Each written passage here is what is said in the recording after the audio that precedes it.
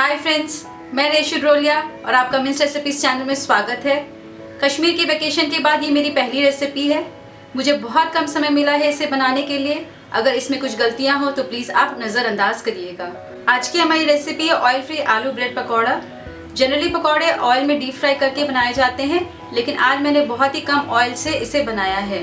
इसे आप breakfast, snacks और बच्चों के टिफिन बॉक्स में आसानी से सर्व कर सकते हैं। तो चलिए इसे हम बनाते हैं। Oil free aloo bread pakora बनाने के लिए हमने लिया है 6 piece white bread, coriander mint chutney, tomato sauce और थोड़ा सा तेल।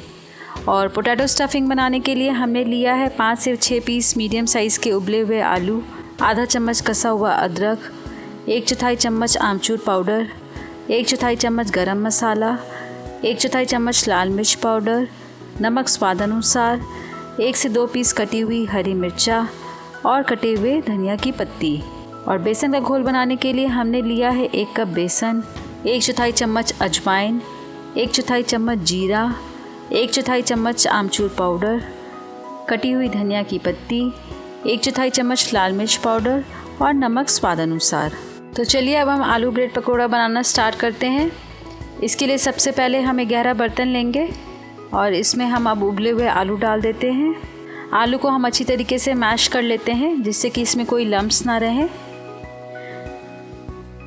आप चाहें तो आलू को ग्रेट भी कर सकते हैं, लेकिन हमने यहाँ हाथों से इसे अच्छी तरीके से मैश कर लिया है। तो इस तरीके से हमारा आलू तैयार है। चलिए अब इसमें हम सारे मसाले मिला लेते हैं। तो सबसे पहले इसमें हम लाल मिर्च पाउडर डालेंगे। हमने यहाँ पे कश्मीरी लाल मिर्च का इस्तेमाल किया है, जिससे इसका कलर बहुत ही अच्छा आएगा और ये बिल्कुल तीखी नहीं है। और इसमें अब हम आमचूर पाउडर भी डाल देते हैं। कसा हुआ अदरक डाल दीजिए, आप चाहें तो अदरक पेस्ट भी डाल सकते हैं। और इसमें अब हम स्वाद अनुसार नमक डाल देते हैं। कटी हुई धनिया की पत्ती डाल दीजिए और गरम मसाला डाल देंगे। और लास्ट में इसमें हम कटी हुई हरी मिर्चा डाल देते हैं। मिर्च आप अपनी इच्छा अनुसार कम ज़्यादा कर सकते हैं, जैसा खाना आप पसंद करते हैं।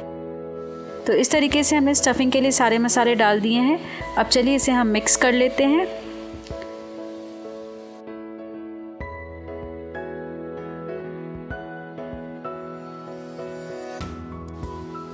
ये देखिए मसाले बिल्कुल अच्छी तरीके से मिक्स हो गए हैं। अब चलिए हम बेसन का घोल भी तैयार कर लेते हैं। तो इसके लिए हमने एक गहरा बर्तन लिया है और इसमें हम बेसन डाल देते हैं। बेसन डालने के बाद अब इसमें हम सारे मसाले डाल देते हैं। तो सबसे पहले हम लाल मिर्च पाउडर डाल देते हैं और इसमें अब हम थोड़ा सा चटपटापन लाने के लिए आमचूर पाउडर भी डाल देते हैं। जीरा डाल दीजिए, थोड़े से अजवाइन डाल देते हैं और अब हम कटी हुई धनिया की पत्ती भी डाल देंगे। और लास्ट में इसमें हम थोड़ा सा नमक डाल देते हैं। हमने नमक स्टफिंग में यूज़ किया है, तो हम स्वाद अनुसार बेसन में भी थोड़ा सा नमक डालेंगे। तो इस तरीके से हमने सभी मसाले डाल दिए हैं। अब चलिए इसका हमें घोल तैयार करना है। तो इसमें हम थोड़ा सा पानी डाल देंगे। पानी हम एक साथ नहीं डालेंगे, नहीं तो हमारा घोल जो है काफ़ी गीला हो जाएगा। तो जितना थिकनेस हमें चाहिए उस हिसाब से हम थोड़ा थोड़ा पानी डालेंगे। पानी डालने के बाद हम बेसन को अच्छी तरीके से घोल लेते हैं, जिससे कि इसमें बिल्कुल गुठलियाँ ना रहें और घोल हमारा बिल्कुल चिकना हो जाए।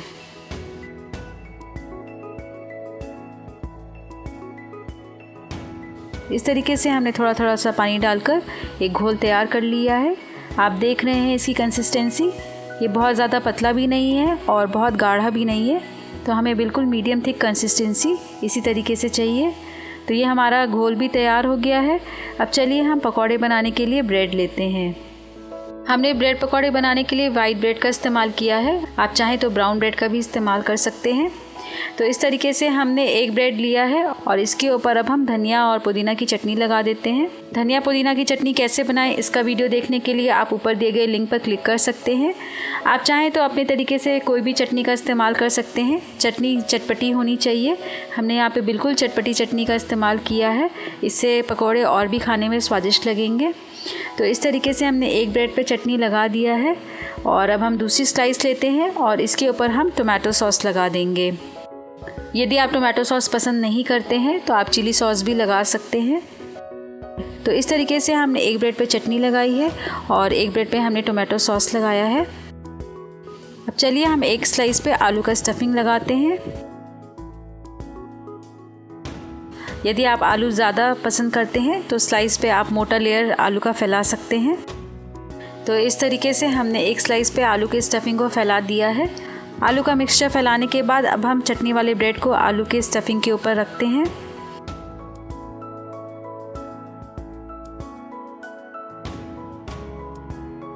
तो इस तरीके से हमारा सैंडविच तैयार हो गया है। अब इसे हमें बेसन के घोल में डिप करना है। तो बेसन के घोल में डिप करने से पहले हम पैन को गरम कर लेते हैं। तो इस तरीके से हमने पैन लिया है। हम यहाँ पे ऑयल फ्री ब्रेड पकोड़ा बना रहे हैं, तो हम बिल्कुल कम मात्रा में तेल डालेंगे। थोड़ा सा तेल हम पैन में फैला देते हैं और पैन को हम मीडियम फ्लेम पर रखकर गरम कर लेते हैं। पैन हमारा बिल्कुल गरम हो गया है। अब चलिए हम सैंडविच को बेसन के घोल में डिप करते हैं।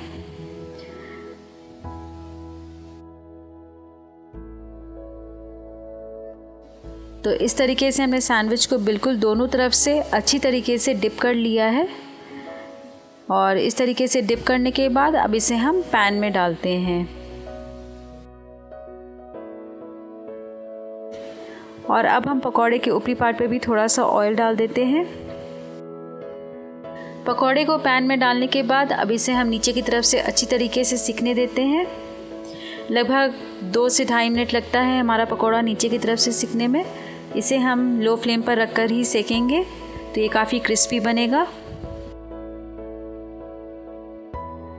तो ये देखिए हमारा नीचे से पकौड़ा बिल्कुल सिक गया है। अब इसे हम पलट कर दूसरी तरफ से भी सेक लेते हैं।